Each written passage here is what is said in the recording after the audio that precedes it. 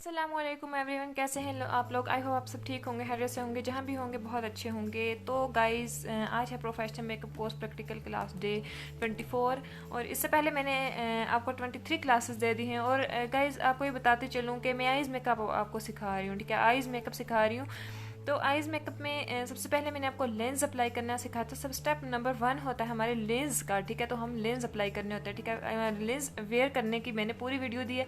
उसके बाद मैंने आपको आईब्रो फिल करने का पूरा ट्यूटोरियल दिया है, ठीक है। तो उसके बाद अब यह है कि आईब्रो फिल करने की आपको, चूँकि मैं मेकअप क्लासेस दे रही हूँ तो इसलिए मुझे आईब्रो फिल करना पहले आपको सिखाना था, ठीक है। तो मैंने पहले आईब्रो फिल करना सिखाया और उसके बाद मैं आपको आज की क्लास में दूंगी आईब्रो शेप के बारे में बताऊंगी और फेस शेप के बारे में बताऊंगी। आपको ये बताऊंगी कि कौन सी आईब्रो के शेप पे सूटेबल है। जैसे कि आपको पता है कि हम हमारे 6 फेस शेप्स होती हैं, ठीक है। तो यहाँ पे देखते हैं ओवल है, डायमंड है, हार्ट शेप है, उसके बाद स्क्वायर फेस होता है, ऑब्लॉन्ग होता है, ठीक है। इस तरह के हमारी फेस शेप्स होती हैं, ठीक है। तो उस हिसाब से हमें अपनी आईब्रोज भी उसी शेप में बनानी पड़ती हैं, ठीक है। तो अभी यहाँ पे क्लाइंट्स आते हैं जब, तो उनकी अगर देखें कि हमारे ओवल शेप की है तो उस पर हम अगर हार्ट शेप वाली आईब्रोज बना देंगे तो वो बहुत बुरी लगेगी, ठीक है। इसी तरह हमें, जैसे हमारे अंडर टून होते हैं, जैसे हमारे स्किन टाइप्स होती हैं, उसी तरह हमारी आईब्रो शेप भी होती हैं, ठीक है। अपने हमारी फेस शेप के हिसाब से हमने मेकअप भी करना होता है और फेस शेप के हिसाब से हमने आईब्रोज भी बनानी होती है, ठीक है। तो इसलिए आज की क्लास बहुत ज़्यादा इंपॉर्टेंट होने वाली है। अगर आप मेरे चैनल पे नए हैं तो प्लीज़ मेरे चैनल को सब्सक्राइब कीजिए, लाइक कीजिए, कमेंट सेक्शन में मुझे बताइए। तो गाइज़, अब चलते हैं अपनी क्लास की तरफ।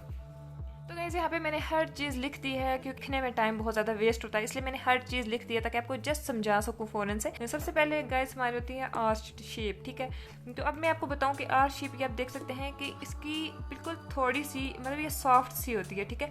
तो आर्च जो होती है ये इसको सॉफ्ट आर्च भी बोलते हैं, लो आर्च, मतलब ये लो आर्च है, ठीक है। इतनी ज़्यादा इसकी यहाँ से आर्च नहीं होती, ठीक है। ये बिल्कुल यहाँ से कम होती है, ठीक है। तो यहाँ से आप, जैसे कि मैंने पिक ड्रा की है, सेम इस तरह की आर्च, इसको बोलते हैं सॉफ्ट या लो आर्च, हम इसको बोलेंगे, ठीक है। ये ओवल फेस शेप पे अच्छी लगती है, ठीक है। तो यहाँ पे जो पिक्चर में देख सकते हैं ये ओवल शेप है, ठीक है।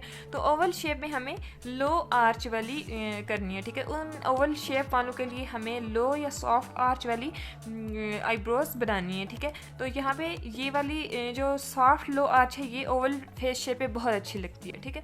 तो नेक्स्ट हमारी होती है राउंड। तो गाइस, यहाँ पे देखिए कि जो हमारी राउंड शेप होती है ये मैंने हार्ट या डायमंड फेस पे होती है। जब आपको पता है कि जब हमारी इनके ऑलरेडी एंगल्स होते हैं फेस पे, आप देखें कि जब हार्ट शेप होती है उसकी भी यहाँ से फॉरहेड वाइड होती है, चिन थोड़ी सी इसकी मतलब थोड़ी सी पॉइंटेड होती है, उसके बाद यहाँ से इसकी जॉ लाइन भी बहुत एंगल वाली होती है, ठीक है। तो अब डायमंड भी देखें, डायमंड और हार्ट शेप दोनों में थोड़े एंगल होते हैं, ठीक है। तो उन एंगल को हमने इनके फेस पे ऑलरेडी एंगल हैं जिसकी वजह से हमें इस पर राउंड शेप लानी है, ठीक है। तो जब एंगल हमें एंगल नहीं बनाना है, इसका मतलब यहाँ पे देखें कि ये सॉफ्ट है, इस पे थोड़ा सा एंगल है, ठीक है। अब ओवल फेस पे एंगल नहीं होता, ठीक है। वो डायरेक्ट से यूं फेस होती है, उसके फेस पे हमने थोड़ा सा एंगल लेना होता है, उसकी फोरहेड बहुत वाइड होती है, तो इस वजह से हमें थोड़ा सा एंगल लेना पड़ता है अपने ओवल फेस पे।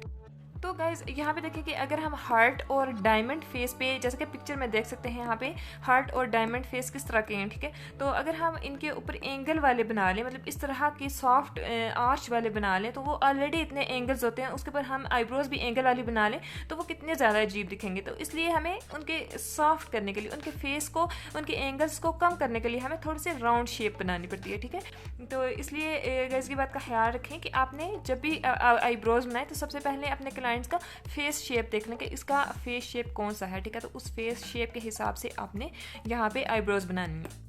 तो गाइज, यहाँ पे 3rd नंबर पे हमारे पे यहाँ पे आती है एस शेप, यानी कि थोड़ी सी कर्व होती है, ठीक है। इसकी थोड़ी सी यहाँ से देखें ना, यहाँ से कर्व हो रही है और उसके बाद यहाँ से थोड़ा सा एंगल ले रही है, फिर यहाँ कॉर्नर, इस तरह ये होती है। ये एस शेप, ये इतनी ज़्यादा नहीं होती, बट ये वाली शेप जो है ना, तो इस शेप को हमें किस फेस पे करना है, कौन से फेस। तो यहाँ पे देखें कि ये स्क्वायर फेस पे इस तरह की शेप अच्छी लगती है। अब यहाँ पे देखें कि स्क्वायर फेस का आपने देखा होगा कि फोरहेड और इसकी जो चिन होती है ना बिल्कुल सेम होती है, मतलब यहाँ से इसका यूं इसकी फोरहेड है तो चिन भी यहाँ से थोड़ी इस तरह की, मतलब स्ट्रेट सी होती है, यहाँ से और यहाँ से स्ट्रेट होती है, ठीक है।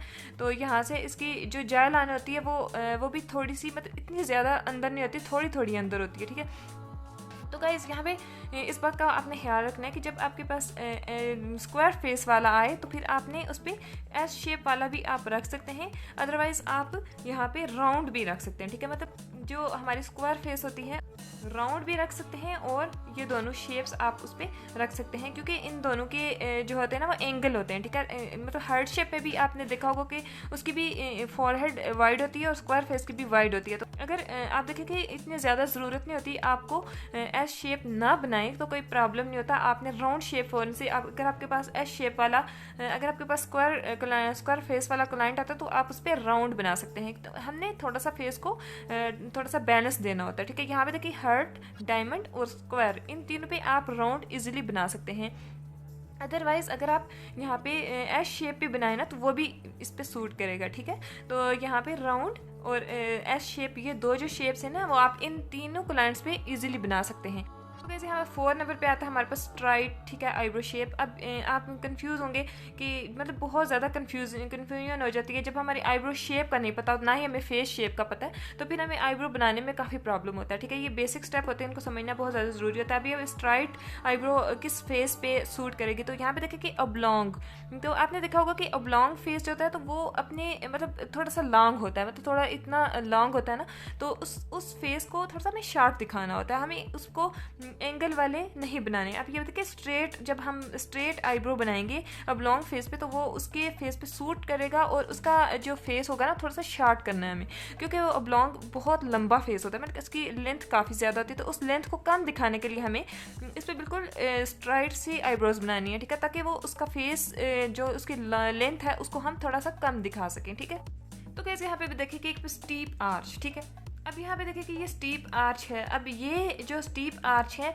ये स्टीप आर्च किसी भी फेस पे सूट नहीं करती। ठीक है, तो ये सिर्फ राउंड फेस पे सूटेबल होगी। ठीक है, तो यहाँ पे देखिए कि अगर जो राउंड फेस होते हैं वो कुछ इस तरह के होते हैं। ठीक है, तो अब यहाँ पे आप देख सकते हैं कि राउंड फेस में कोई भी एंगल नहीं है, बिल्कुल मतलब बिल्कुल राउंड सा है ये। इस यहाँ पे कोई भी एंगल नहीं है, ना इसकी जॉ लाइन अंदर है, ना इसकी चिन अंदर है, ना इसकी फोरहेड, मतलब फोरहेड से लेकर चिन तक पूरा फेस ही इतना ज़्यादा मतलब राउंड होता है। तो हमें इस पे एंगल देना है, हमें इस फेस को एंगल देने के लिए हमें इस तरह की मतलब हाई आर्च वाली बनानी, मतलब स्टीप आर्च होते हाई आर्च।